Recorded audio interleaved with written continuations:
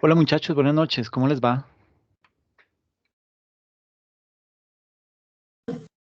Buenas noches, profe. Bien, sí, señor. Qué bueno, me alegra. Qué bueno eso. Muy buena noche, profesor. Revitalizado con esas palabras. Uno muchacho de 61 queda doblemente. Vea, ahí tiene Policarpo. ¿Pero qué? ¿Se está quejando No, o está nada, celebrando? celebrando, ¿cómo se le ocurre? Claro, profe. Qué bien, Qué qué bueno, bien. una buena noche para mis compañeros también. Espero que todo esté pasando bien, gracias al Señor. Qué bueno, sí, señor, así es. Bueno, entonces, hagámosle lo más rápido posible con el ánimo de dejarlos libres también. Yo siempre que digo esto, es como una maldición, porque siempre salimos a la hora exacta, nos echamos 2 horas, pero bueno, vamos a hacerle a ver hasta donde podamos con el ánimo de también liberarlos lo más pronto posible. ¿Listo? Voy a compartir pantalla.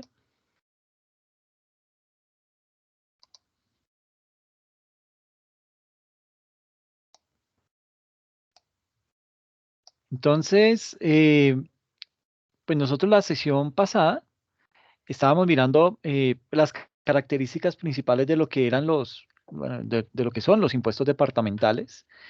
Y en ese orden de ideas, entonces entramos pues a verlo desde 4 aspectos importantes, que era la definición del tributo, la clasificación de esos tributos, la clasificación de las tasas y lo de las contribuciones.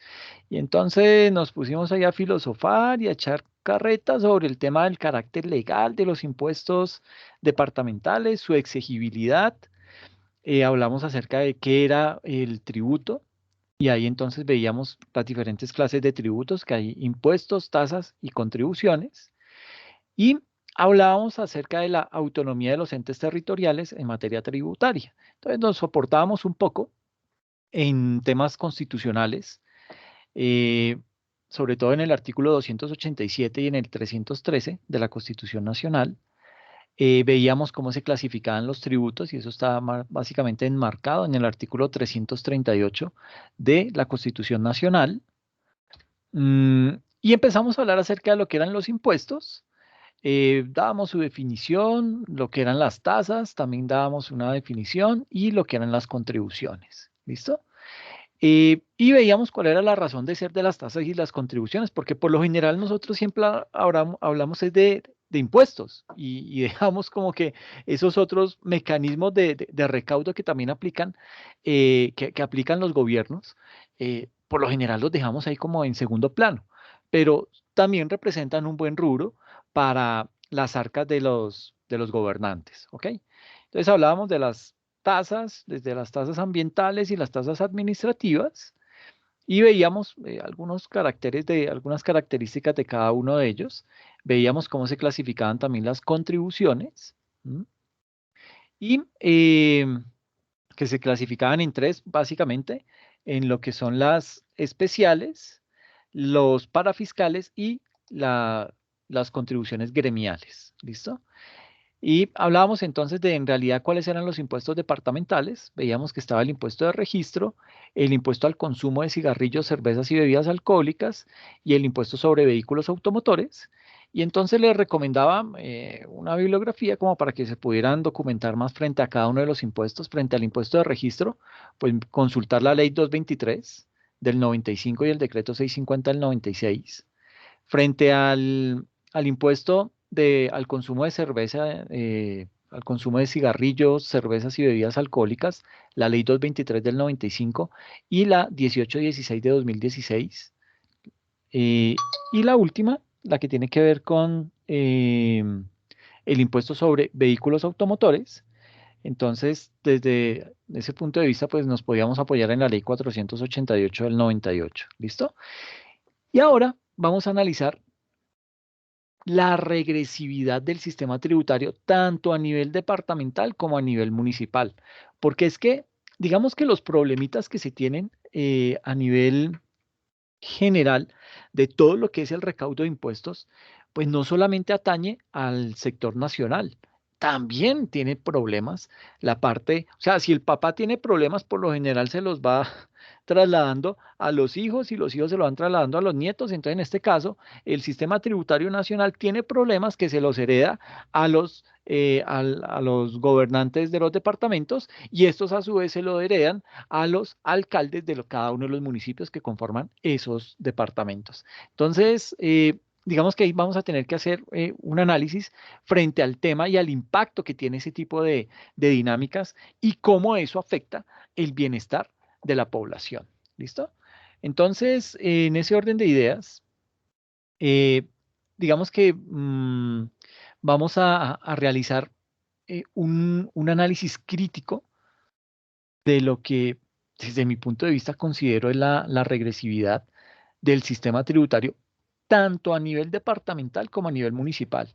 Y digamos que desde el punto de vista de los impuestos departamentales, pues básicamente podemos determinar que el panorama de los gobernadores continúa sustentado en la capacidad que tengan los gobiernos regionales de poder incrementar el vicio, y subrayo esa palabra, porque es básicamente eso, es incentivar esos vicios en la sociedad para que de ahí los gobernantes puedan obtener los recursos que necesitan para redistribuirlos en salud, en educación, en toda esa batería de servicios que necesita la comunidad. Entonces, básicamente, los gobiernos regionales hacen eso, incrementan el vicio para que la población a su vez incremente el consumo de bebidas alcohólicas, el consumo de tabaco y el juego de suerte y azar, que constituyen la columna vertebral de sus recursos y que se clasifican como impuestos indirectos, los cuales son por naturaleza regresivos.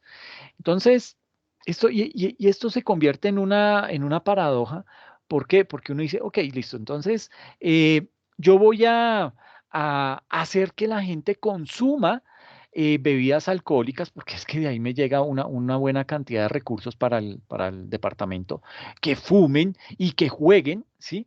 Y apuesten y todo ese tipo de cosas. ¿Para qué? Para que con eso que ellos invierten, yo después tenga que ir a sustentar problemas de salud que les hereda las bebidas alcohólicas, que les hereda el tabaco, conflictos familiares, de pronto hasta riñas, lesionados, incluso hasta muertos por temas de deudas, ¿sí? Que se van a generar. Entonces viene como la paradoja en donde uno empieza a analizar y dice, bueno, ¿hasta qué punto el incentivar el vicio en las personas redunda en una buena percepción de recursos para el departamento?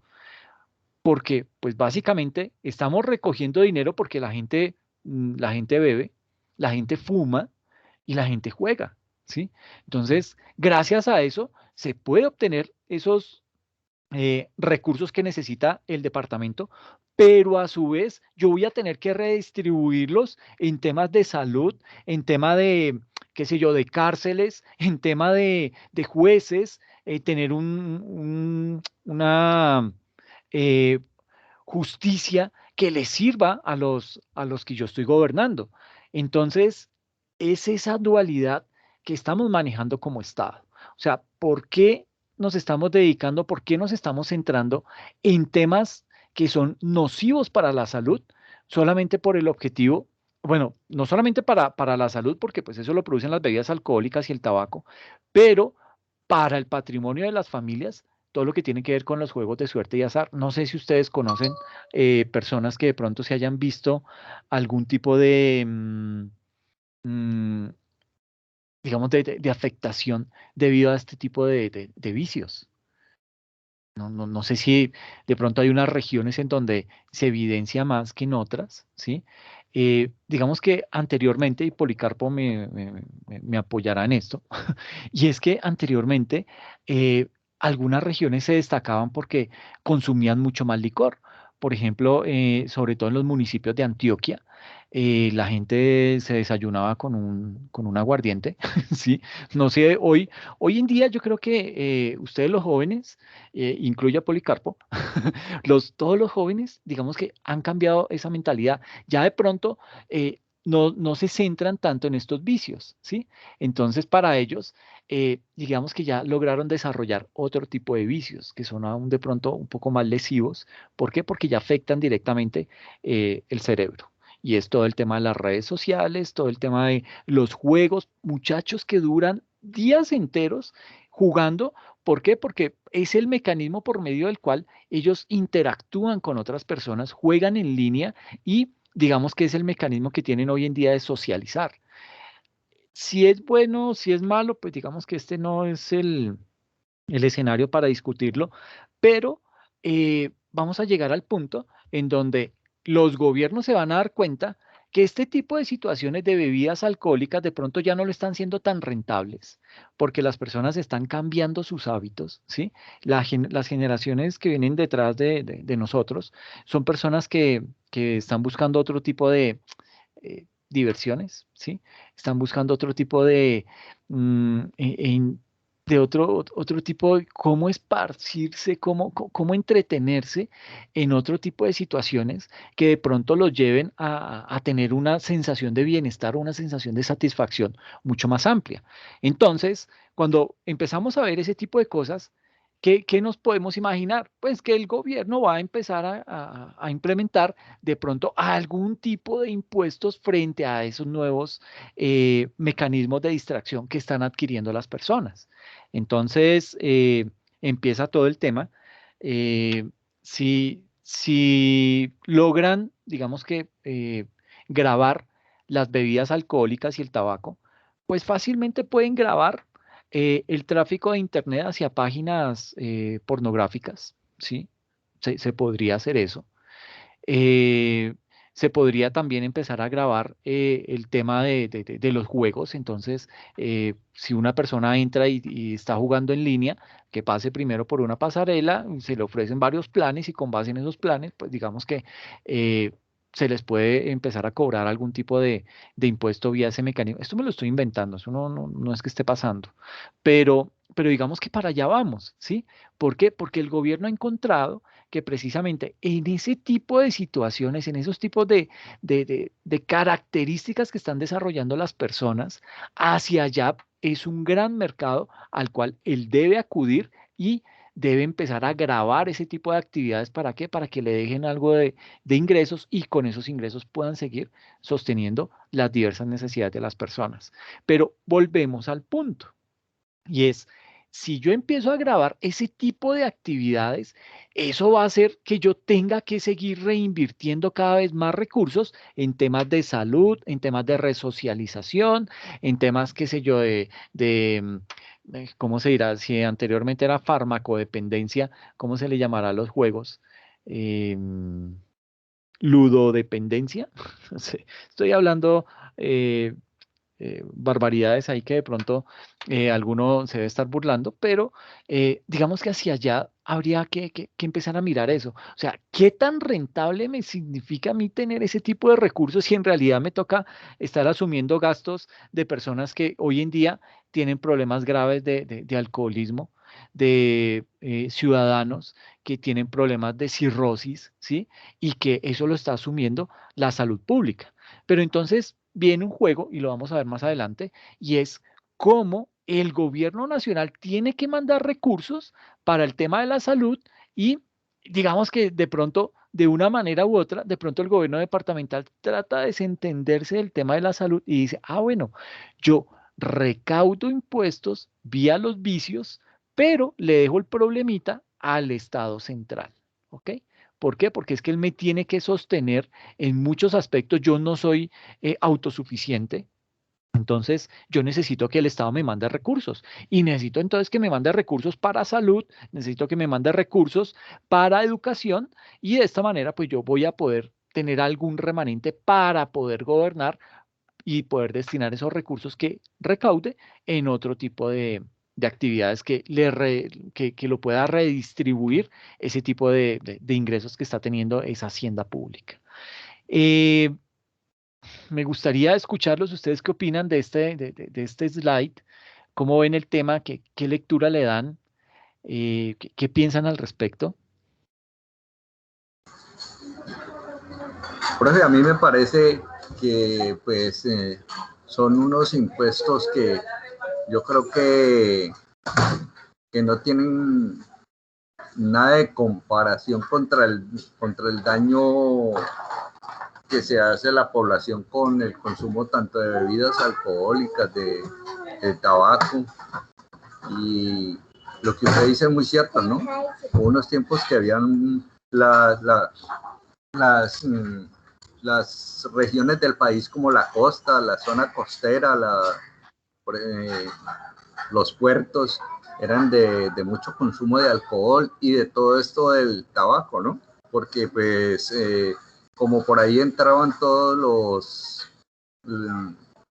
lo que era el contrabando y todo eso, pues entonces era de mayor consumo en todas estas zonas. Y pues yo digo que ese recaudo que hacen de estos impuestos sobre estos consumos, pues no son sino un paliativo, porque realmente el daño social es mucho más grande que lo que puede recaudarse en pro de ellos. Exacto, sí, creo que estamos en la misma línea, o sea, el tema en realidad no es que, es decir, eso a veces, no sé, yo creo que uno toca este tema en una iglesia y en la iglesia le dicen, no, eso es una maldición, traer y incitar a que las personas beban trago y fumen, pues ¿qué están haciendo? Están dañando el cuerpo y es totalmente cierto, se está deteriorando el organismo, porque el organismo no está hecho para recibir alcohol de esa manera, ¿sí? Eh, efectivamente, y como lo veíamos, pues esto también trae a la par, trae otro tipo de problemas sociales, ¿sí?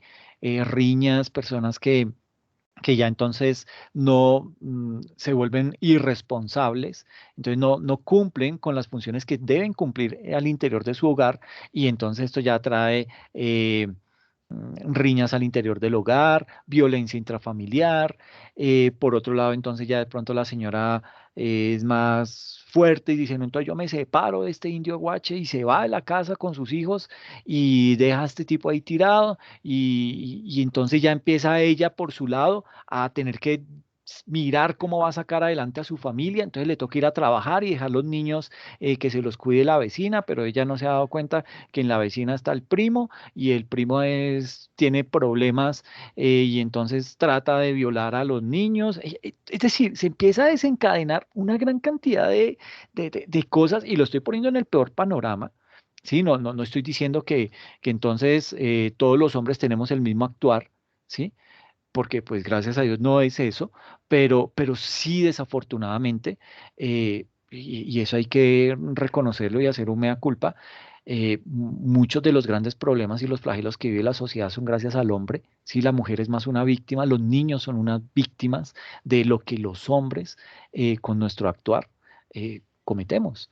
Entonces, digamos que eso deriva en ese tipo de situación. Entonces, nótese cómo un, un incentivo y es que el gobierno tiene que hacer que las personas empiecen a consumir este tipo de bebidas alcohólicas, ¿sí? ¿Para qué? Porque en la medida en que promocione eso, él va a tener mayores recursos. Entonces mi pregunta es, ¿por qué si ya nos dimos la pela metiéndole impuesto a las bebidas alcohólicas y al tabaco, pues ¿por qué no le metemos a las bebidas azucaradas? ¿Sí? De una vez ya estamos dañando a la sociedad, pues hermano, si esto definitivamente, dime, ¿alguien quiere participar? Sí, profe, también se Ya. podrían los empaques a todos esos Ok, productos chatarra, como los llamamos. oye, sí, muy bueno. ¿Y por qué consideras que los empaques? Pues en mi caso yo creo que son dañinos para el organismo, ¿sí? Sí, Porque uno va a ver un paquete de papas y el abre el té no son papas que sean, dicen papas naturales, pero de natural no tiene nada, profe. Nada, sí, completamente nada. Y adicional a eso, tú vas y miras un paquete de papas y viene la mitad del paquete, sí, la otra aire. mitad es solo aire. Sí. Entonces, ¿Cómo es tu nombre? Disculpa, yo le estoy colocando punticos aquí por la participación. Julie, Co- profe, Julie, ¿y tu apellido? Mendiverso. Mendivelso, ok. Sí, de pronto un poco el tema a lo que hace referencia Julie, pues va muy atado a lo que está, a la campaña que están desarrollando la Red Papás.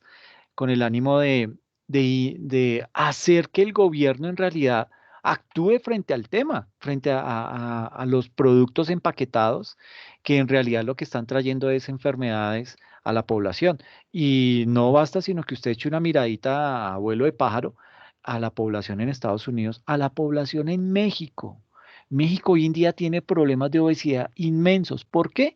Porque ellos tienen la misma cultura, bueno, digamos que han adquirido, si hay un país que tiene, que es muy rico en cultura es México, ¿sí? Pero se ha sentido influenciado por los países del norte, gracias a los tratados de libre comercio que manejan con Canadá y Estados Unidos y México. Entonces, digamos que muchos de esos productos se los inyectan a México y las personas han empezado a consumir mucho gaseosas, jugos de esos en caja. A propósito, los jugos naturales también son malitos, ¿no? Les recomiendo por ahí un videito que hay que lo voy a compartir, en donde explican el por qué los jugos naturales son malos. Básicamente porque uno ¿qué es lo que hace? Toma la fruta, le echa agua y le echa más azúcar. Y la fruta de por sí ya tiene fructosa. Entonces, al momento en que usted licúa, esas partículas de fructosa se rompen y se mezclan con el azúcar y eso dispara el nivel de calorías al interior del organismo.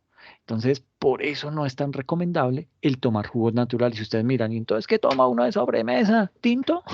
No, pues tampoco, pero sí digamos que habría que cambiar y todo esto vuelvo al punto en donde estos son muchos son hábitos que hemos venido heredando de familia en familia. Yo vengo de una familia del viejo Caldas y yo me desayuno con tinto, sí, yo tomo mucho tinto.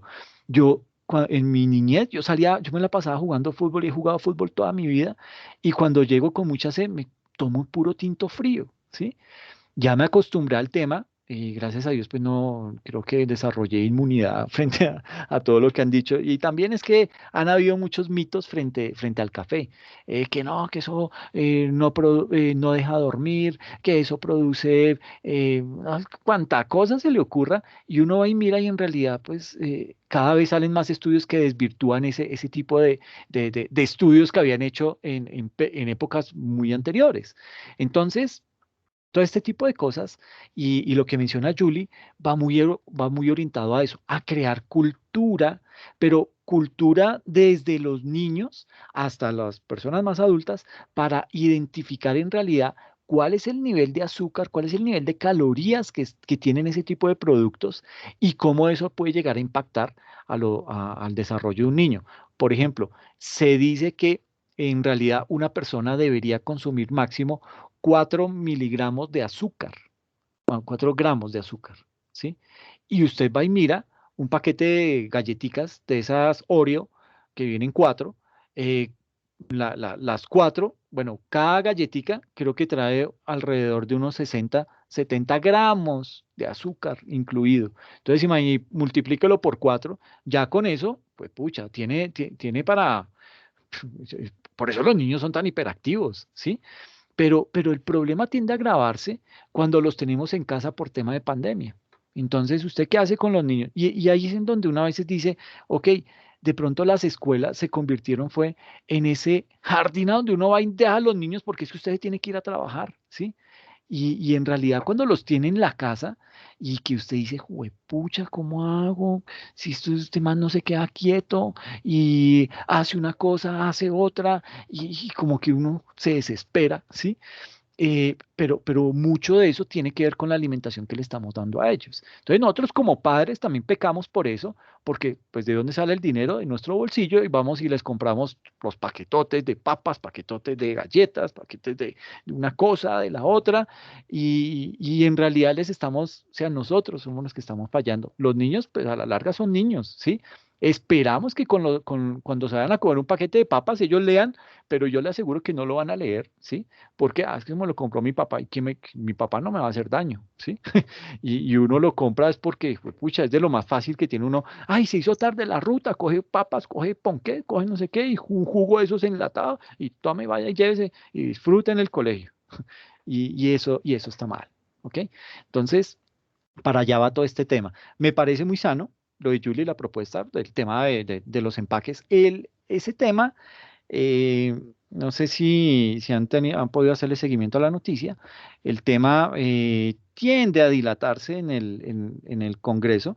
¿Por qué? Porque obviamente, pues estos grandes monstruos empresariales no van a dejar perder ese mercado. Entonces, vía actos jurídicos, están tratando de esconder o de maquillar aún más los mensajes que tienen que publicar a través de los paquetes que deben, en los cuales van a ir empacados los productos. Entonces, digamos que ahí va a haber una triquiñuela que van a hacer. Estamos a espera de saber en realidad qué es lo que pretenden, pero sí lo quieren tumbar y, y pues digamos que todo esto es dinero. Sí, desafortunadamente estas cosas las mueve es el dinero y la gente puede más su poder de ambición que el hecho de darse cuenta que en realidad le está haciendo un daño a la sociedad. Y así es todo, ¿sí? Desafortunadamente, como decía Thanos, eh, estamos viviendo en un mundo sobrepoblado, ¿sí? Y esa sobrepoblación trae este tipo de situaciones. Entonces ya la comida no alcanza. Entonces, ¿qué hacen? Oh, produzcala con ingredientes artificiales, rebájele la calidad, trate esas 3 libras de papa que se conviertan en unas 8 libras con otro tipo de ingredientes, con otro tipo de procesamiento, y eso es lo que en realidad nos va afectando poco a poco el organismo. Todo el tema de los embutidos, no sé si han tenido oportunidad de ver cómo trituran los animales en molinos inmensos, ¿sí? Y todo eso lo utilizan precisamente ¿para qué? Para hacer ese tipo de embutidos. No pierden absolutamente nada, o sea, a los caballos con todo y, ¿cómo se llama la parte de abajo de los caballos, donde colocan las herraduras? Los cascos. Bueno. Sí, profe, los Los cascos. cascos, exacto. Entonces, hasta eso lo trituran bien. Yo tuve oportunidad de ver un video y está publicado en YouTube. Si alguien tiene oportunidad de verlo, era un chef que trabajó en McDonald's y él ¿qué hacía? Él dijo, mire, y reunió como a 7 niños. Les dijo, mire, les voy a explicar qué es lo que más les gusta comer a ustedes cuando van a McDonald's. No, las hamburguesas, no, las papas con salsas y no sé qué. Y entonces el tipo dijo, ¿y los nuggets? Todos, uy, sí, riquísimos, claro. Dijo, les voy a mostrar cómo se preparan los nuggets en McDonald's. Y cogió el tipo, chan, y dijo, mire, esto, y comenzó a coger el pollo y le quitó toda la piel. Dijo, esto va a hacer nuggets. Entonces, cha, dijo, cogió todo eso, toda esa piel y toda la parte de los gorditos que tiene el pollo, se los quitó y, y los niños apenas hacían guacala, uy, gas, y chin, todo eso lo echaba, lo trituró, lo, como que lo volvió como algo semilíquido con un instrumento para molerlo y le empezó a echar harina, colorantes, sal, no sé qué, y tal. Y empezó, y con eso hizo una masa. Y esa fue la masa que logró y la empezó a freír. No fue sino que eso empezara a oler y los niños ya, ay, qué rico que huele, ay, ya me dio hambre y no sé qué, y comenzaban así. Y claro, cuando él dijo, entonces ya vieron cómo era, uy, sí, guácala, ¿y quién quiere? Yo. Entonces decía, el man decía, pero ¿cómo es posible si les acabo de mostrar cómo lo preparé y se dejaron convencer solamente por el aroma, ¿sí? Eso nos pasa, ¿sí?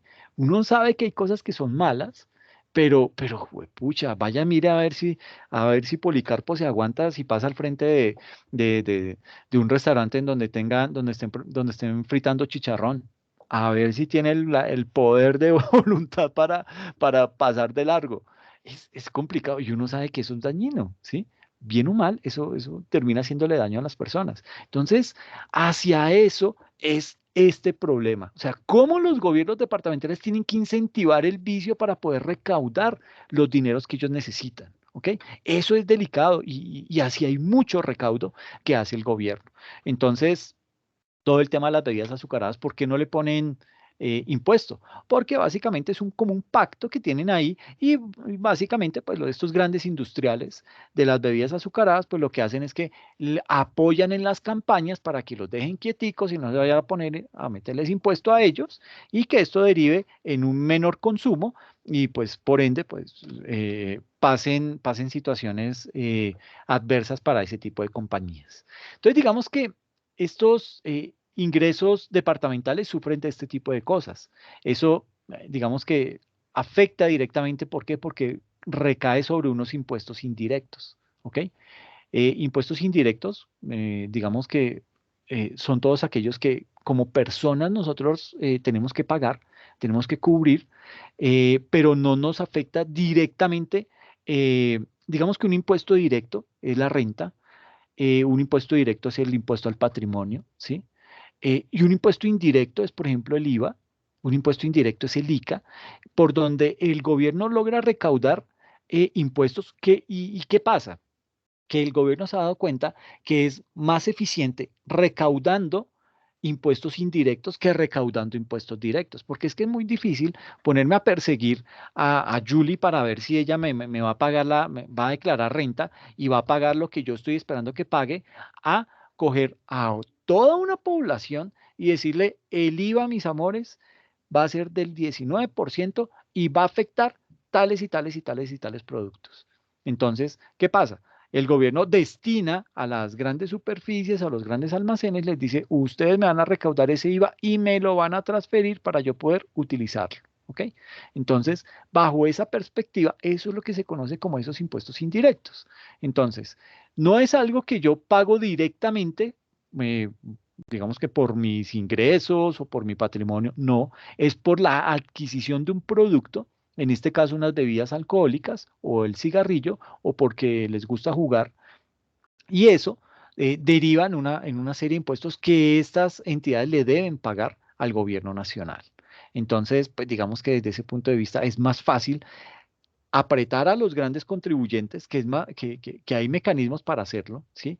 Ellos ya, digamos que tienen todo el reporte de información exógena, y vía esa información pues pueden hacer cruces con otras bases de datos y poder determinar en realidad cuánto es lo que le debe girar eh, la empresa de licores de Nariño al gobierno departamental por concepto de impuesto a las bebidas alcohólicas, ¿ok?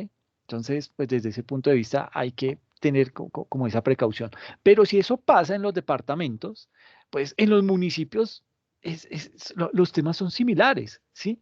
Eh, y digamos que los ingresos municipales presentan un resultado similar al que acabamos de ver de los departamentales desde la perspectiva de la inequidad tributaria. ¿Por qué la inequidad tributaria? Por cuanto, digamos que la mayor parte de los ingresos propios provienen de los impuestos al consumo, como el de industria y comercio, que pues, obviamente se caracterizan igualmente por ser de naturaleza regresiva. ¿Ok? Entonces, no, ¿a qué se le dice progresivo? Un impuesto en donde yo le cobro más al que más gana, y en esa medida, dependiendo del nivel de ingresos, yo le voy cobrando a las personas, porque no todos tienen la misma capacidad de pago. ¿Ok? Un impuesto regresivo no mira eso. Un impuesto regresivo simplemente dice 19% de IVA, de mala. Si usted gana el mínimo, pobrecito usted, pero si quiere ese producto, tiene que pagar IVA. A eso se le llama regresividad. ¿Listo? Entonces, ese tipo de impuestos indirectos, como el IVA, como el ICA, el impuesto a las bebidas alcohólicas, al tabaco, a los juegos, etcétera, etcétera, todos esos impuestos son regresivos. ¿Por qué? Porque no tienen en cuenta la verdadera capacidad de pago de las personas. Entonces, vamos a evaluar desde una perspectiva de la función redistributiva de la hacienda pública, cómo la estructura de los impuestos territoriales en Colombia contribuye o no contribuye a la obligación de aportar a las cargas públicas territoriales. ¿A través de qué? De la progresividad de los impuestos.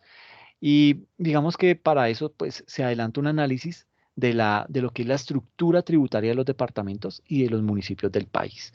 Pero antes de meternos con todo ese tema de la progresividad y la redistribución y todo eso, pues tenemos que meternos a hablar qué es la hacienda pública, ¿sí?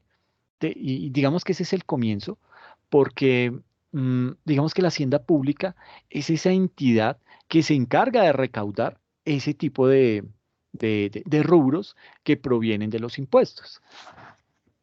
Entonces podemos decir que la hacienda pública, según el hacendista Gerard Colm, es un conocido, es como el Carrasquilla de Inglaterra, ¿sí? Él define que la hacienda pública es una disciplina que estudia la forma en que se logran los objetivos del sector público. ¿Por medio de qué? Por medio de todos los ingresos que recauda vía impuestos y reinvierte o cómo redistribuye esos ingresos que acaba de recaudar en temas de gasto público, ¿ok? Temas de dirección de la administración de la deuda y todo lo que tiene que ver con transacciones correspondientes o que son del resorte de la hacienda pública.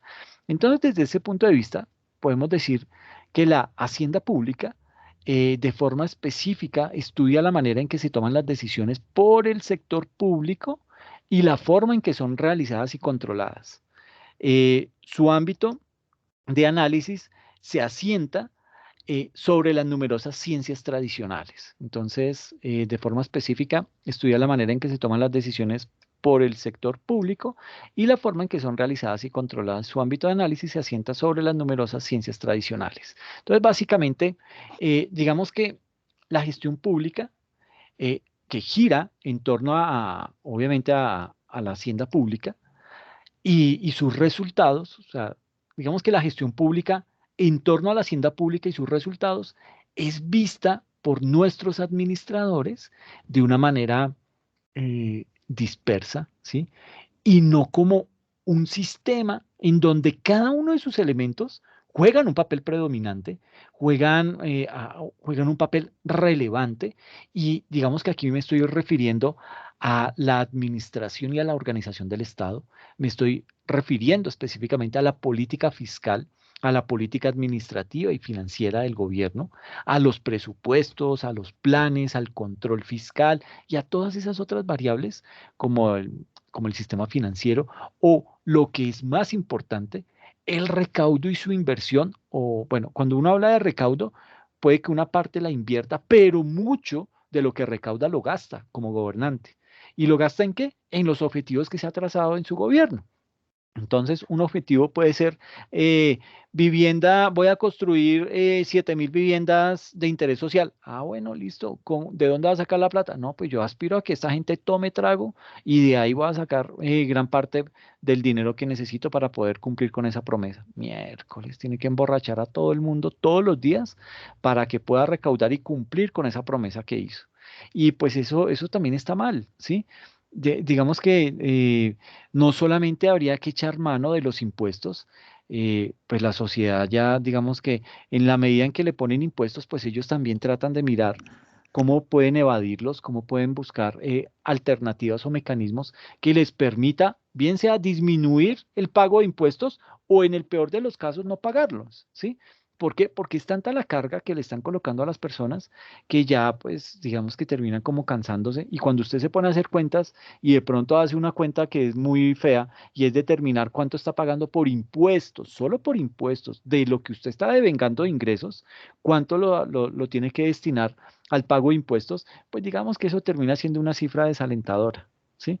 Y en la medida en que una persona, cuando usted empieza a ver temas que, por ejemplo, uno confía en que el gobierno le va a cobrar a todos con base en el nivel de ingresos, pero usted se da cuenta, y esto no es solamente un problema de Colombia, esto pasa en muchos países. Estados Unidos es uno de esos. Estados Unidos, que es un país que se caracteriza por tener uno de los sistemas tributarios más fuertes, más consolidados, en donde toda persona allá en Estados Unidos tiene que pagar impuestos. ¿Ok? Entonces uno dice, uy, qué chévere, claro, con razón, esa gente es súper desarrollada y organizada y no sé qué, pero no, cuando usted va y mira la declaración de renta que hace Donald Trump o la declaración de renta que hace Jeff Bezos, ¿sí?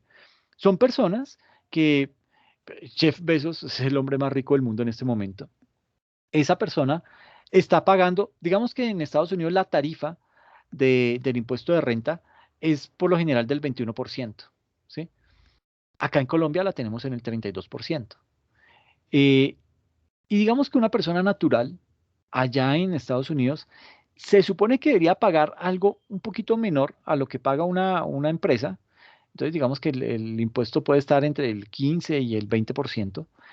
pero uno diría, bueno, el hombre más rico del mundo, pucha, se man tiene que ponerle toda la tarifa plena, pues, para que ese man pague todo lo que tiene que pagar, y de esta manera Estados Unidos empieza a tener unos buenos ingresos.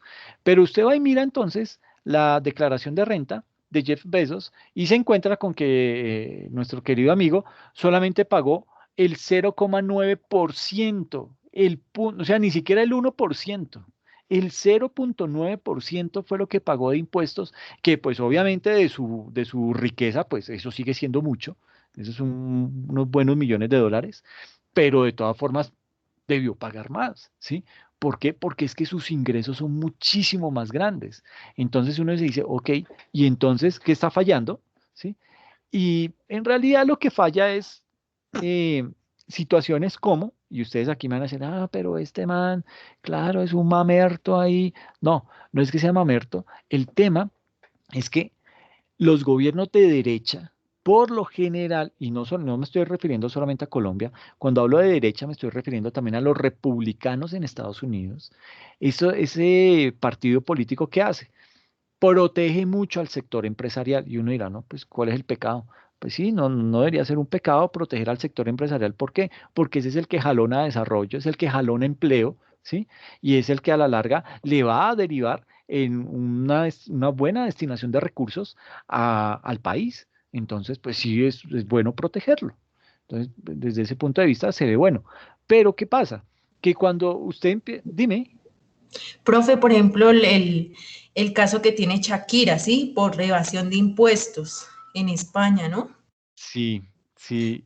Y no se lo cerraron, ahí sigue todavía pendiente y ya creo que salió el veredicto de que ella tiene o tiene que pagar esos impuestos que ella dejó de pagar.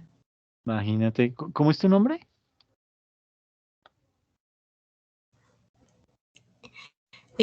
Julie, profe. Sí, Julie la digo yo aquí. acaparadora, está tomándose todos los puntos. Eso está muy bien, qué chévere. Sí, eso tiende a pasar.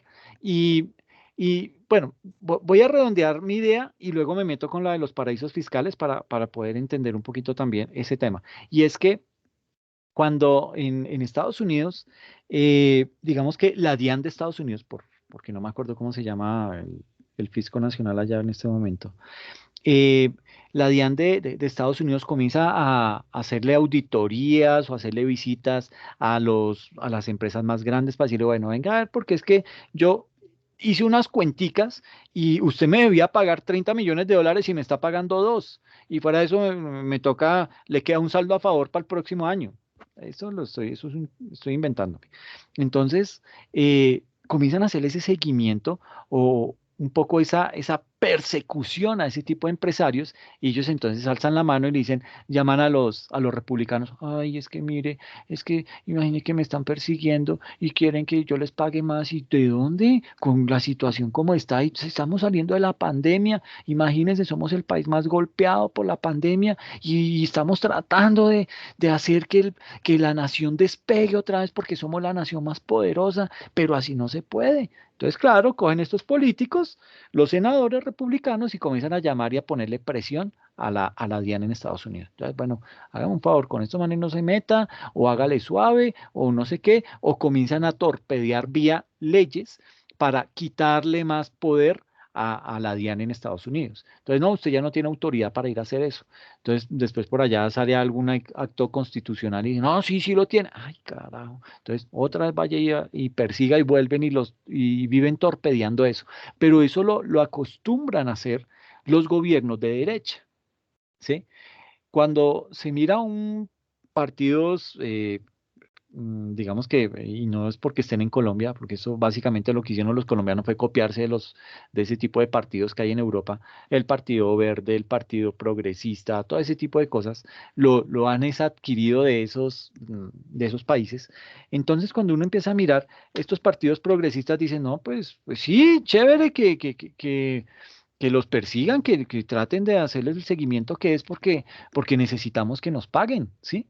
Entonces ahí encuentra uno situaciones como, bueno, ¿por qué Jeff Bezos, que es demócrata, ¿sí? Porque él solamente está pagando, no alcanza a pagar ni siquiera el 1% de sus impuestos, precisamente porque a ellos los beneficia el actuar del partido al que no son afines, los republicanos. ¿Ok? Entonces, cuando estaba, y por eso usted también ve, cuando salió el escándalo de Donald Trump, que únicamente estaba pagando impuestos $700 con todos los activos que él tiene, y solamente paga $700, pues uno dice, juepucha, pero ¿qué es esto?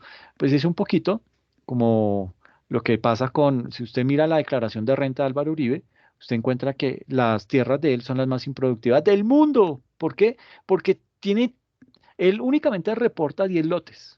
Obviamente ahí está la finca Lubérrimo, que es de las más grandes, y no aparece por ningún lado la de Río Negro. Y esa de Lubérrimo, bueno, esa más las otras fincas que tiene rurales, en total solamente, ¿saben cuánto le generó de ingresos? 30.000 pesos. Y esos 30.000 pesos tuvo el descaro de deducir o de indicar que 17.000 eran no constitutivos de renta. Entonces pagó impuestos sobre 13.000. Y uno dice, pero juepucha, ¿en qué cabeza?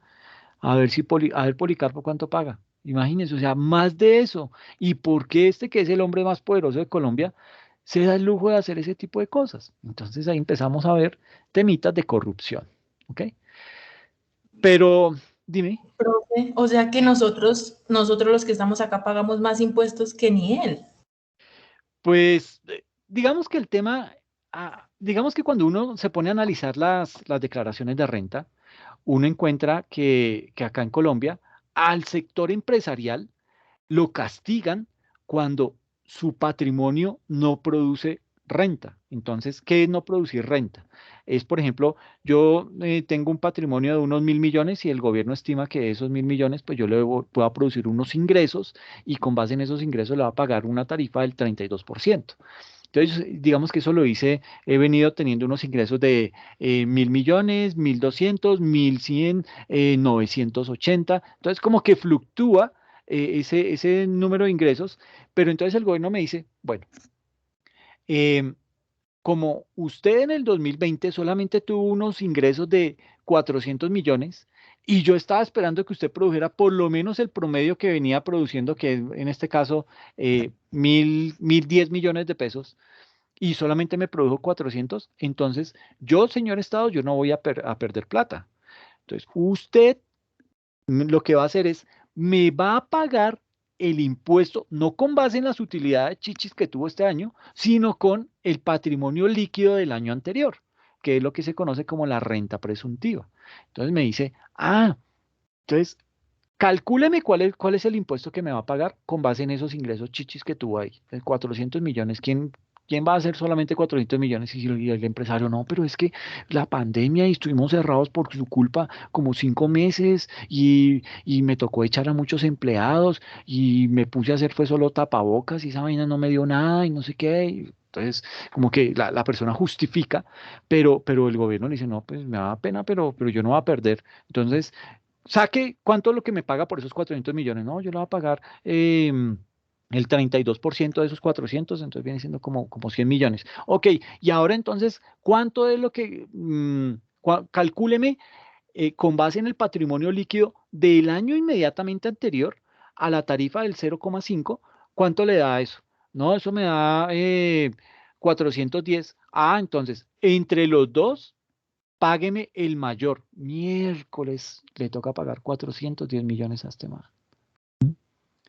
¿Por qué? Porque la excusa o el argumento que utiliza el gobierno es, usted tiene un patrimonio y se supone que ese patrimonio lo tiene que poner a trabajar, pero si usted no lo pone a trabajar con eficiencia, pues el problema es suyo y no es mío, ¿sí? Eso es lo que significa la renta presuntiva. Entonces mi pregunta es, ¿por qué a los empresarios se la aplican de esa manera y a Uribe no? Bueno, y no solo a Uribe, yo ni me imagino lo que pasa con la declaración de renta de la Forí, del esposo de la Cabal, ¿sí? Entonces, imagínese si este señor tuvo la desfachatez de decir que todos sus terrenos únicamente le produjeron 30.000 pesos en el año y de esos 30.000 tuvo el descaro de descontar 17. Entonces, su renta líquida sobre ese patrimonio fue únicamente de 13.000 pesos. ¿Mm? Entonces, dígame si eso no es injusto, ¿sí?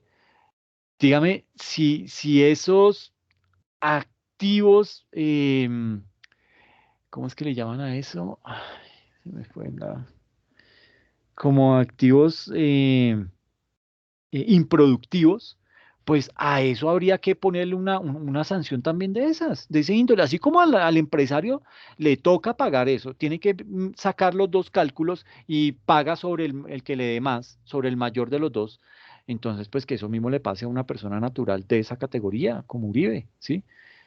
Porque es que en realidad uno ahí empieza a ver todo ese tema de inequidad, o sea, ¿por qué?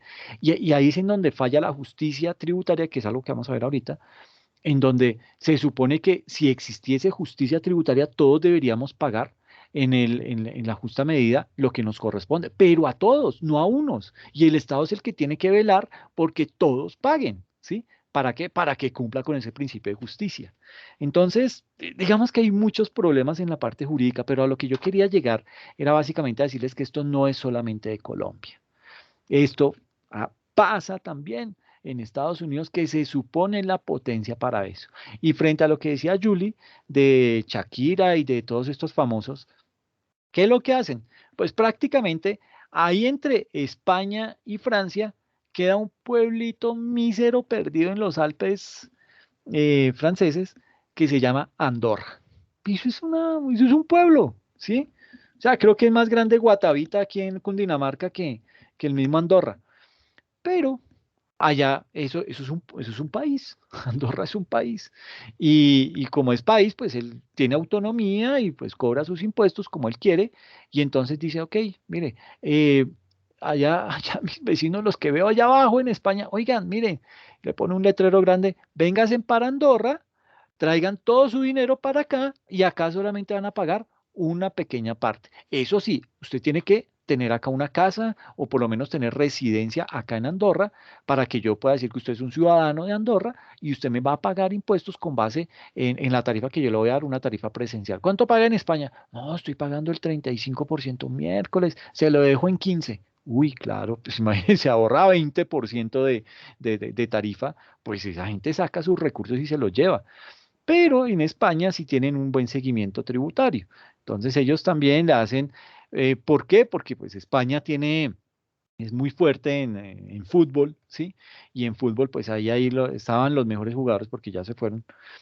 Cuando estaban los mejores jugadores, pues obviamente estas personas generaban muchos ingresos y el Fisco Nacional de España le hacía mucho seguimiento a ese tipo de personas para que le pagaran lo que era. Por eso fue que Cristiano Ronaldo se metió en tremendo problema con el Fisco Nacional y le tocó bajarse una cantidad fuerte de billete.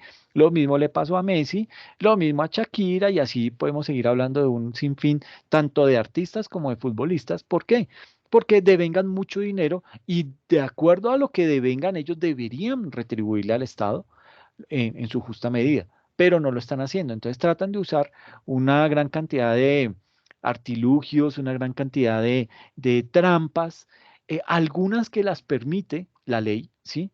Que es lo que se conoce como elusión, cuando hay vacíos jurídicos dentro de la norma tributaria y que uno los aprovecha, entonces a eso se le llama ilusión, ¿sí? Por eso también lo pueden a uno multar, ¿sí? Le pueden poner una sanción. Cuando se den cuenta y digan, ah, no, es que usted se está inventando esto porque es que ahí no dice eso. No, pero yo interpreto eso. No, de malas, eso no es. Y pum, tome su sanción. Ah, juepucha. Entonces, pero esos son temas que vamos a ver cuando lleguemos a planeación tributaria en donde vamos a examinar el estatuto tributario y a empezar a mirar cuáles son los diferentes beneficios que tiene y a los cuales pues toda persona natural o jurídica, dependiendo la categoría, tiene acceso a diferentes beneficios de esos. Y eso le ayuda pues a disminuir un poco la tarifa. Lo que pasa es que hay algunos que hacen muy bien el trabajo de planeación tributaria, como las grandes empresas, que su tarifa efectiva tributaria digamos que hay dos tarifas. La tarifa nominal, que es el 32%, es esa tarifa que por decreto impone el gobierno. Dice, todo el mundo me va a pagar 32% de impuesto de renta para las personas jurídicas. Hijo de pucha, eso es muy alto. Y usted va y mira y en la OCDE el promedio es del 22, del 23. ¿Y por qué Colombia el 35, 32? Y ahorita lo van a subir al 35, mejor dicho.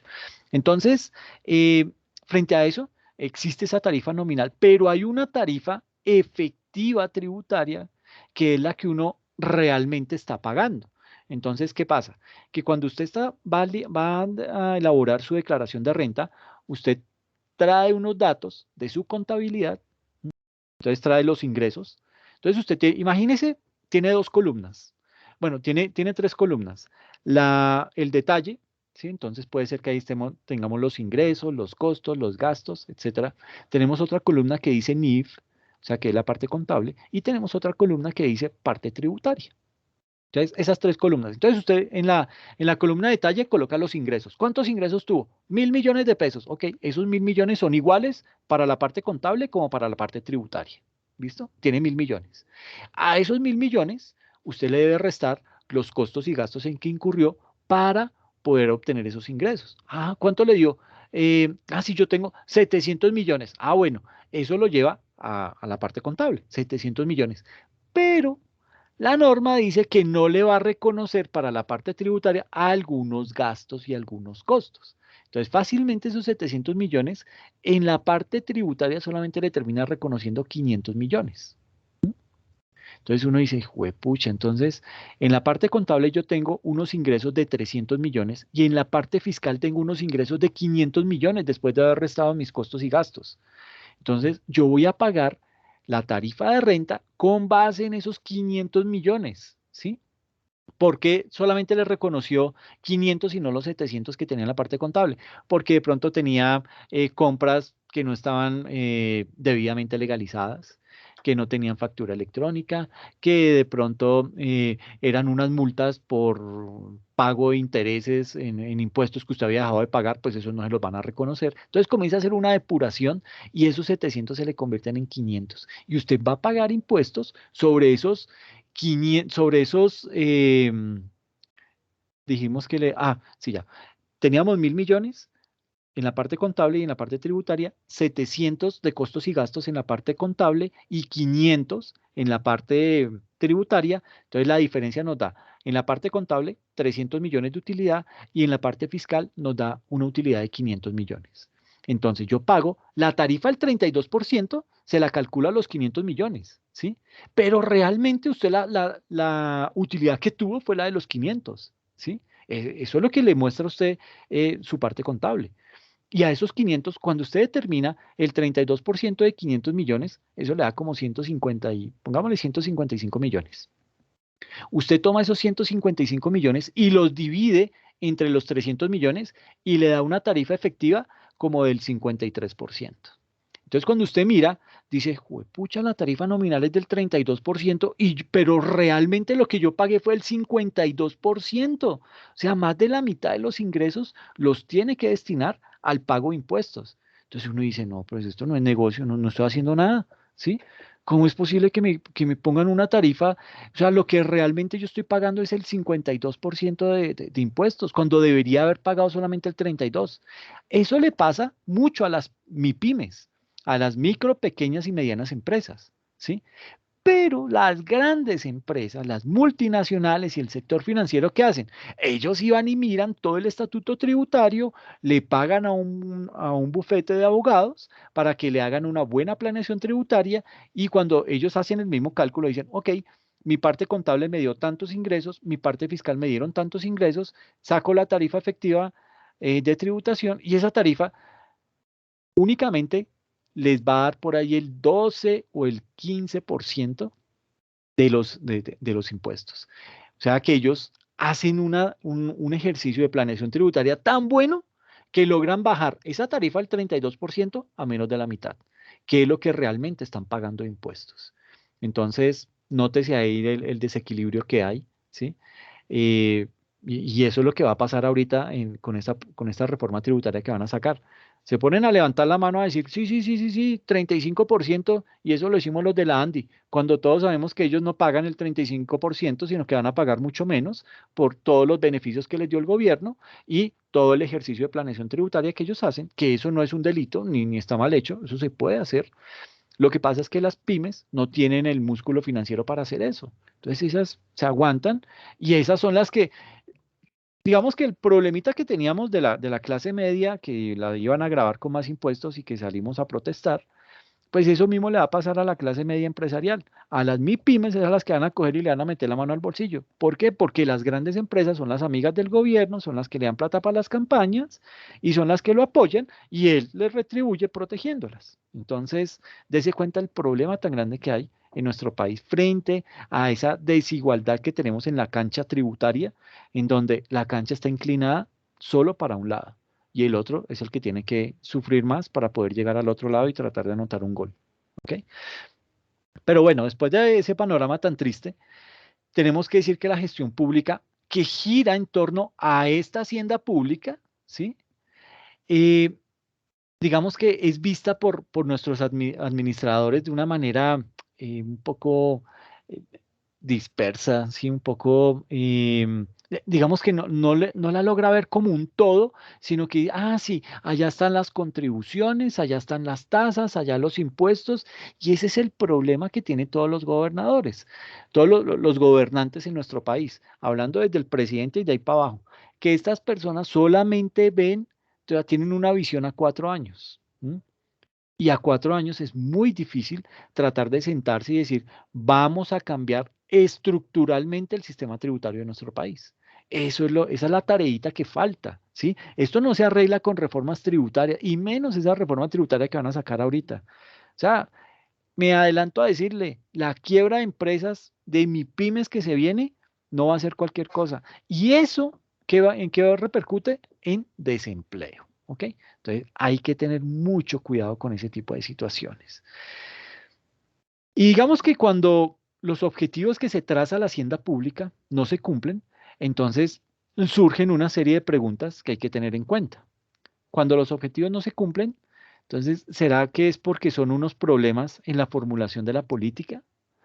¿O será que se debe a porque hay una inadecuada estructura administrativa? Y esto puede ser, uno dirá, sí, es que claro, la nómina de la gobernación se disparó porque ese man se volvió loco y se puso a contratar a toda la familia y a los amigos y eso. Y claro, crearon ahí una gran cantidad de cargos ficticios que le están costando en realidad un dinero fuerte a la gobernación. ¿Y eso con qué se paga? Pues con los impuestos departamentales que todos estamos pagando. Eh, también puede ser de pronto una inadecuada priorización. Estamos dándole prioridad a algún tema que en realidad no lo amerita, ¿sí? Por ejemplo, el problemita tan grande que tienen en los llanos orientales. Esa avenida está, esa vía es de lo peor que hay en Colombia, es de lo peor que hay en el mundo, ¿sí? ¿Cómo se les ocurre a estas bestias? O sea, yo digo, pucha, es que o en Colombia tenemos a los peores ingenieros civiles, lo que representaría que tenemos las peores universidades en ingeniería civil, o definitivamente la corrupción es tan brava que no le importa nada y deja las cosas allá medio hacer, que me inclino por la segunda. Entonces, ¿cómo es posible que un sector tan crítico para el país, porque de allá sale, esa es una despensa que tiene Colombia, ¿sí? Tienen unas vías que medio ven el día nublado y ya tienen que cerrar porque es que en cualquier momento eso se viene al piso y entonces culpan al concesionario del peaje por los muertos que puedan haber. Entonces él prefiere evitarse problemas y cierra la vía y se empieza a trancar toda la economía de todo ese sector oriental del país. ¿Por qué? Porque nuestros gobernantes son unas personas corruptas de principio a fin que buscan la manera de hacer las peores obras. Yo creo que si existiera el premio se los darían a todos los colombianos, a los políticos colombianos, porque son especialistas en eso, en buscar en qué parte se hacen las peores obras, qué tipo de obras son las que vamos a dejar inconclusas y cuáles de las que vamos a terminar las vamos a terminar con malos materiales, ¿sí? Ese tipo de cosas son situaciones complejas que se viven y ahora, y ahí esto me da pie para comentarles que esto no es solamente de los países capitalistas, ¿sí? Esto lo vivió Rusia en su época, bueno, no Rusia, la Unión de Repúblicas Soviéticas Socialistas, en su época cuando era socialista. ¿Con qué? Con la planta de Chernobyl. No sé si han tenido oportunidad de ver la serie o ver documentales al respecto, en donde básicamente después de ese desastre que ha sido el peor desastre nuclear que ha habido en el mundo y que todavía estamos viviendo em, esos coletazos, pues básicamente la conclusión es que el gobierno socialista, y eso tienen muchos de los gobiernos socialistas, que son corruptos también. Entonces, ¿cómo llegan los socialistas al gobierno? Pues se ponen a ofrecerle lo que hacen el resto de políticos, a ofrecerle cargos, a decir, mire, levánteme tantos votos y yo le doy un puesto en tal empresa y no sé qué, y si se más. Entonces, ¿qué pasó? El Estado soviético era tan grande y demandaba tantos recursos que ellos tenían que echarle mano a bajar, a recortar gastos de otros aspectos, entre esos los de la planta de Chernobyl, y por eso fue que eso estalló y se formó el tremendo problema que se formó, que básicamente, pues casi que esa fue uno de los detonantes para que la Unión de Repúblicas Soviéticas Socialistas se disolviera. ¿Ok? Entonces, mire el impacto que tuvo eso. ¿Por qué? Por actos de corrupción. Entonces, son temas que no pasan por alto, son temas que tarde o temprano le tienen un costo político, pero que a estas personas a la larga no le interesa. ¿Por qué? Porque ellos llegan con una visión temporal de 4, 5, 6, 10 años y ya se logran robar todo lo que se logran robar en esos 10 años, que ya el resto se van a vivir tranquilos a disfrutar de su dinero. Entonces, este tema de priorización es bien complejo. ¿Por qué? Porque yo tengo que, como gobernante, poder determinar qué es lo que realmente necesita mi departamento. Así como lo hizo el gobernador del Meta. Oh, ministra, estamos bravos. ¿Por qué? Porque es que esta vía la vive encerrando a toda hora. ¿Y cómo es posible que no lo hayan arreglado? ¿Cómo es posible que tantos puntos que hay detectados, que son críticos, el concesionario no ha hecho nada? Entonces, pues uno dice, ok, ¿y entonces qué están haciendo con la plática? Y siendo los peajes más caros del país. También, ¿será que los objetivos no se cumplen por temas de corrupción o de evasión? Yo me inclino mucho por esta parte, ¿no? Yo soy de los que considero que la corrupción es el peor mal que tenemos en Colombia y eso es lo que nos está trayendo todos los inconvenientes que estamos viviendo hoy en día. ¿Que hay evasión? Sí, total. Pero mucha de la evasión se da por este tema de la corrupción, ¿sí? También hay burocracia, ¿sí? Mm, hay un débil proceso de contratación administrativa y si hay debilidades en la contratación administrativa, eso es un caldo de cultivo para que se dé nuestra amiga la corrupción. Entonces, pues las cosas van de la mano.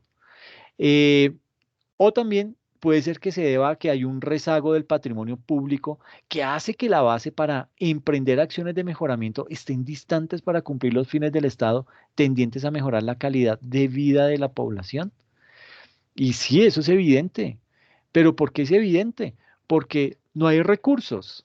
Y al no haber recursos, uno dice, bueno, pero si estamos pagando impuestos y todo esto, sí, lo que pasa es que la ministra de las TIC por allá hizo una embarrada y se le olvidó mirar unos papeles y le asignó el contrato a Tapia y al exgobernador, se me olvidó el nombre de Cundinamarca, y entonces ese par de pillos que estuvieron involucrados e inmersos en todo el tema del carrusel de la contratación se ganaron ese contrato. Pero ¿de dónde? Y uno se coge y se rasga las vestiduras, pero sagrado rostro, ¿cómo nos metieron los dedos a la boca? No, todo eso es un acto, un entramado de corrupción grandísimo en el cual está inmersa la ministra. ¿Y por qué digo que está inmersa? Porque uno de sus abogados que trabajaba para el ministerio estaba participando en ese concurso. ¿Ah? Dígame usted, ¿con qué cara puede soportar eso la ministra? ¿Cómo es que ese señor, que después por la presión de la prensa, le tuvo que decir, bueno, sálgase de ahí porque es que ya nos pillaron, ¿sí? Entonces, como ya no va a poder hacer esto, entonces le voy a dar un contratico de unos, creo que de 400 millones, para que lo tenga ahí como, para que se entretenga y después miramos a ver qué más le podemos dar. ¿Listo? Pero usted quédese callado. Entonces, pues imagínense así, todas estas preguntas, digamos que llevan algo, tienen un contenido de mucha razón. Entonces, digamos que todos estos aspectos, todas estas preguntas que tenemos acá, todos esos aspectos susceptibles de ser controlados por medio de qué? Todo esto se puede controlar por medio de auditorías, ¿sí? Pero auditorías serias, ¿sí? No, no, no. No me vaya a mandar al contralor a que audite a la gobernación acá de Cundinamarca, porque pues, esos son todos amigos, ¿sí? Entonces, cuando usted ve que las IAS, o sea, la Procuraduría, la Fiscalía, la Procuraduría, Fiscalía, Registraduría, todas esas IAS, están los amigos del presidente, pues uno dice, no, pues ahí no hay nada que hacer. Este man encaramó allá a sus amigos y esto van a ser puros actos de corrupción de principio a fin. Entonces, es más, aquí se ha dicho que este es el gobierno que ha sido más tolerante a la corrupción. ¿M? ¿Por qué? Porque es que él está mandando ese mensaje, ¿sí? Él está mandando el mensaje de que el hecho de tener amigos en los estamentos de control, ese es el mejor negocio. El defensor del pueblo, la defensoría. ¿M? Pues todo eso le pertenecen al mismo partido político. Entonces, dígame, ¿qué transparencia va a haber ahí? Ninguna. Pero eso sí se arregla cuando implementamos temas de auditorías integrales, cuando implementamos medidas de autocontrol en las empresas, ¿sí? En las entidades públicas, cuando hay compromiso de las personas que están laborando en esas entidades, cuando en realidad hay un... Dime. Profe, perdón. Sí, señor. Era para hoy la exposición que habíamos quedado de lo del la compañera de lo del impuesto de vehículo y lo del alumbrado público de mi Ay, parte. mi chica, hermano, se me había olvidado. Ay, Dios. Em, ¿Qué? ¿Paramos acá y la quieren hacer de una vez? Ay, perdón, a mí se me pasó el tema. Discúlpeme, por favor. No sé la compañera si ella está O, en la clase o qué pasa. o quieren que lo hagamos la próxima semana.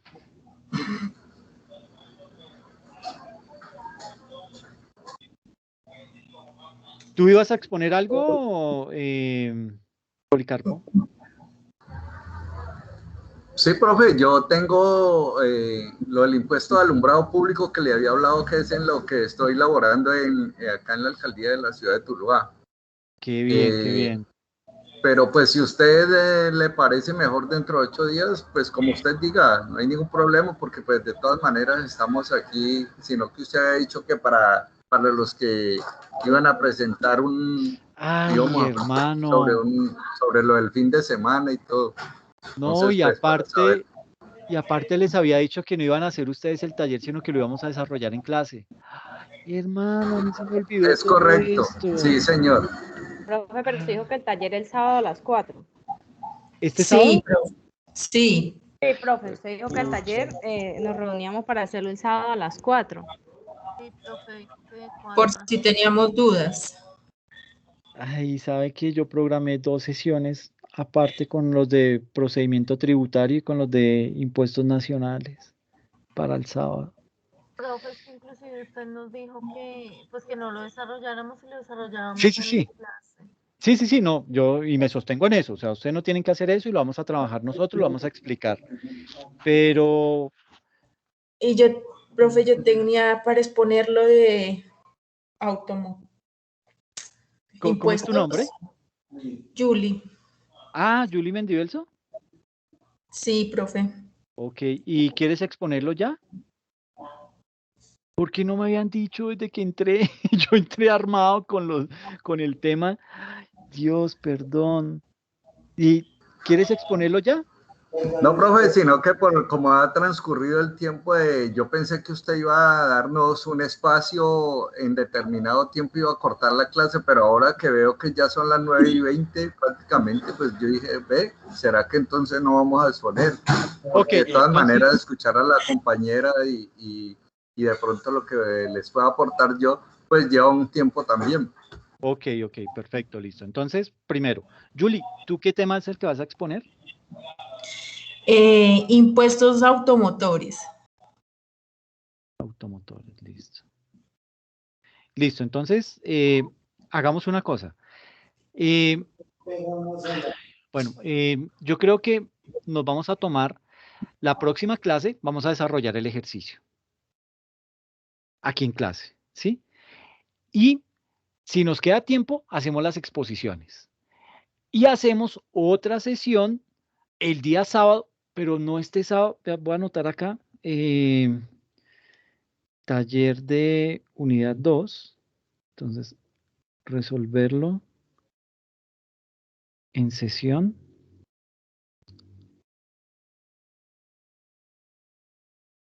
Eso es que, ¿a qué fecha estamos dentro de hoy en 8 días? A 8. Y el taller está para el 5, profe. Sí, tranquilos, no se preocupen, que eso lo manejamos sin ningún inconveniente. Así que ese no va a ser el problema es buscar el tiempo para explicarlo y desarrollarlo. Entonces, lo vamos a desarrollar el 8 de septiembre, ¿listo? Ustedes van a presentar el examen este fin de semana, ¿listo? Sí, señor. Presentan el examen el fin de semana. El próximo jueves desarrollamos el taller en donde necesito que ustedes participen. Policarpo y Julie pues no tienen necesidad de participar en el taller, pero como van a hacer la exposición, entonces pues digamos que lo dejamos ahí en el tintero. Es decir, ustedes van a realizar la presentación. ¿Cuánto crees que te puedas demorar, Julie, en la presentación? Por ahí 10 minutos, ¿no? Pues tengo hice un PDF, perdón, un PowerPoint, una PowerPoint. presentación. O sea, pongámosle 15 minutos por si surgen preguntas. ¿Sí? Sí, señor. ¿Y tú, Policarpo, cuánto crees que te puedas demorar?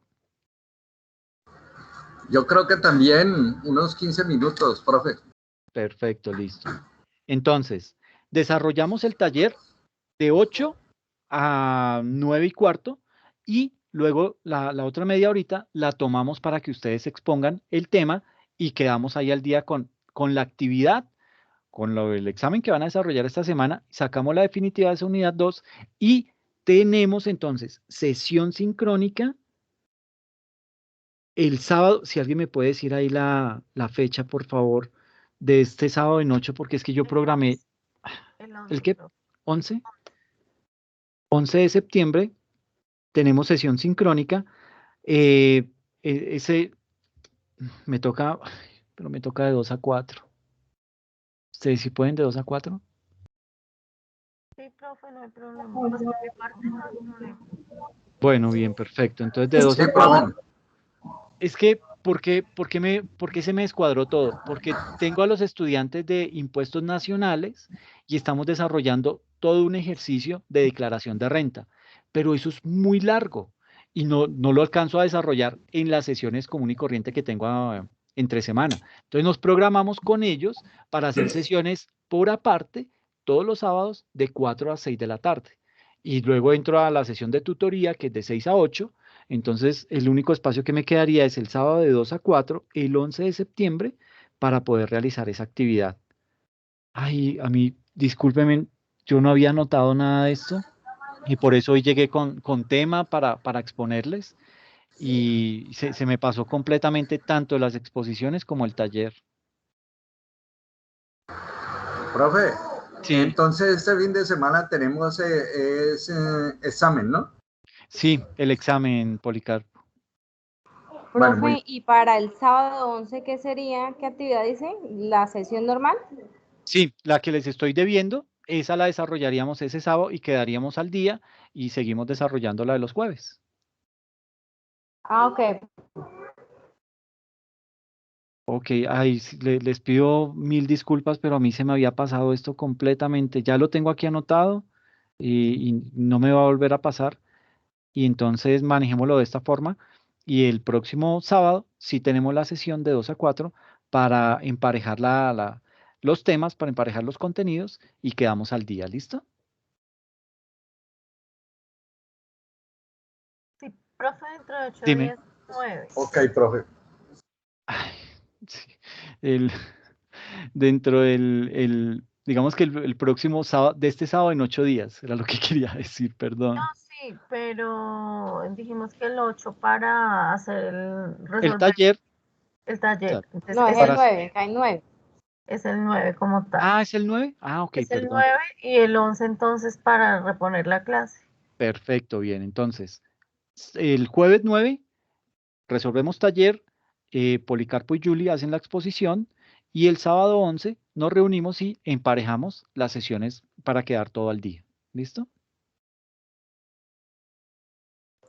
Bueno, profe. Vale, profe. Ay, muchachos, perdón, yo no me acordaba, porfa, con toda confianza, ustedes me dicen, hey, espere, espere, ¿te calmas? ¿Para dónde vas, Alex? Teníamos hoy que hacer esto y aquello. Ay, pucha, lo hacemos o algo arreglamos, pero no me dejen avanzarlo así porque yo me despacho y ya después, digamos que se nos pasa el tiempo y no podemos hacer lo que teníamos programado, ¿listo?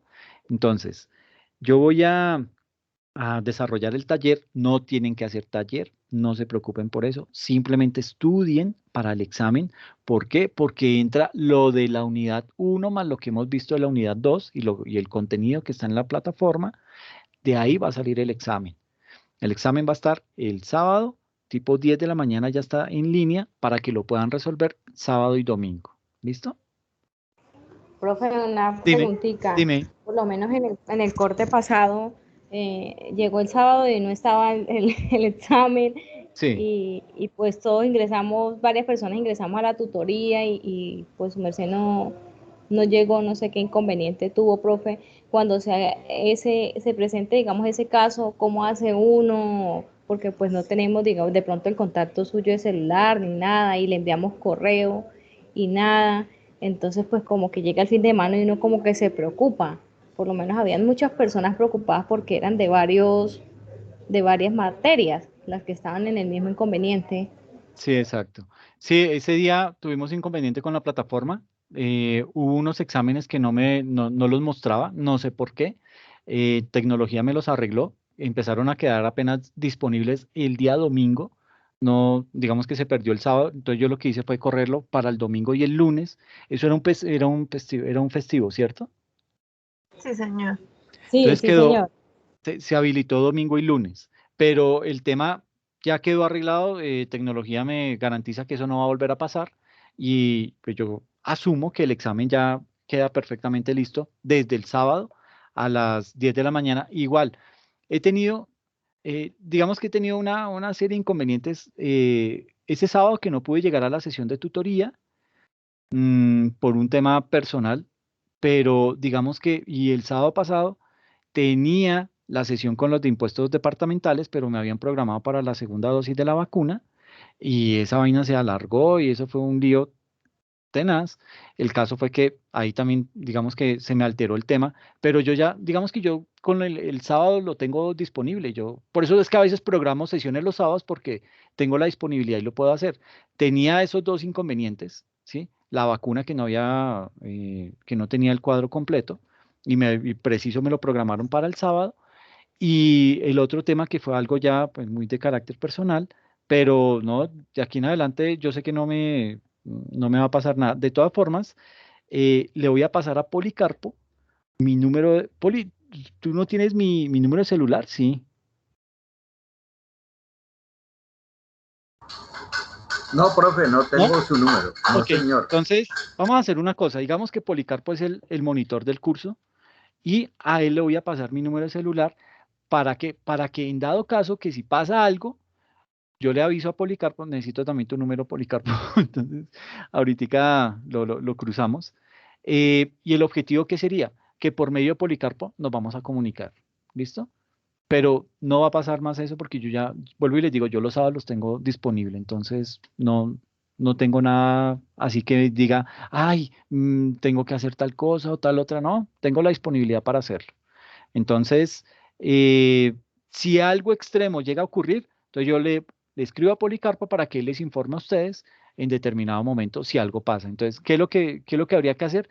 Créense un grupo de impuestos departamentales en donde estén todos y metan ahí a Policarpo y yo le escribo a Policarpo y ahí tenemos comunicación. ¿Listo? No les voy a dar el número a todos ahorita porque estoy plenamente seguro que no va a pasar más retrasos los sábados. ¿Ok? Y el examen va a estar listo el sábado, tipo 10 de la mañana. Entonces, me voy a comunicar con Policarpo. Si algo extraordinario llega a pasar, me pongo en contacto con él y él les va a avisar. ¿Les parece? Sí, profe. Listo, bien. Listo, listo. Bueno, entonces, pues nada, si quieren... Listo, profe. Ahí en el chat le coloqué mi número. Ay, Policarpo, muchas gracias, hermano. Dame ya. Eh,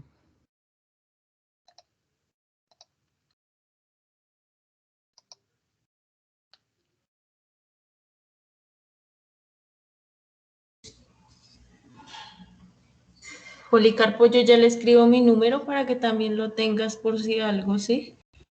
Para que podamos armar el grupo, como dice el profe. Ok, compañeros. listo, Poli, ya te tengo ahí entonces. Te voy a mandar un mensajito para que me copies ahí, para que tengamos el contacto. Ay, mi chica, espérenme.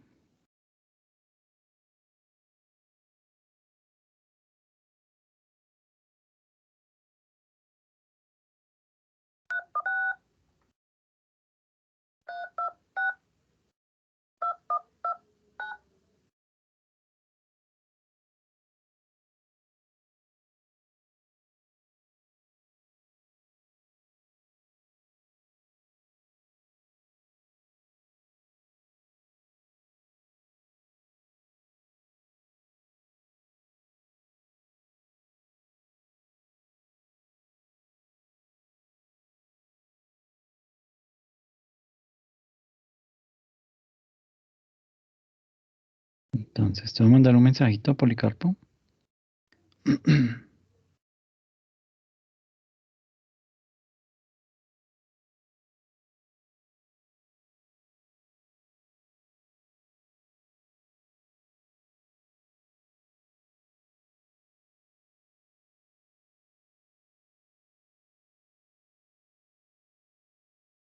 Miércoles con la camiseta del Tuluá.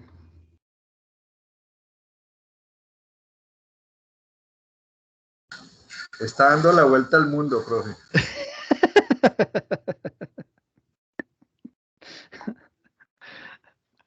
Listo, Policarpo, ahí te mandé el mensajito.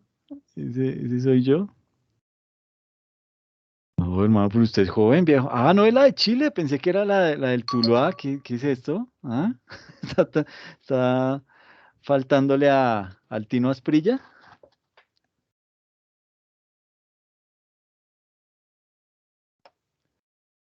Bueno, entonces, listo, dejemos ahí y continuamos entonces con la temática la próxima semana con el taller, con el desarrollo del taller y las exposiciones, ¿listo? Y cualquier cosa yo me estoy comunicando con Policarpo, pero les aseguro que no va a pasar nada raro, ¿listo? Ok, profe, muchas gracias. Una buena noche. No, a ustedes, muchas gracias. Profe, muchas gracias. No, a Gracias. ti, gracias por la paciencia. Muchas gracias, feliz noche a todos. Gracias, lo mismo para ti, que te vaya bien. Gracias, profe. Bueno, Laura, que estés bien. Hasta luego, profe, que descanse.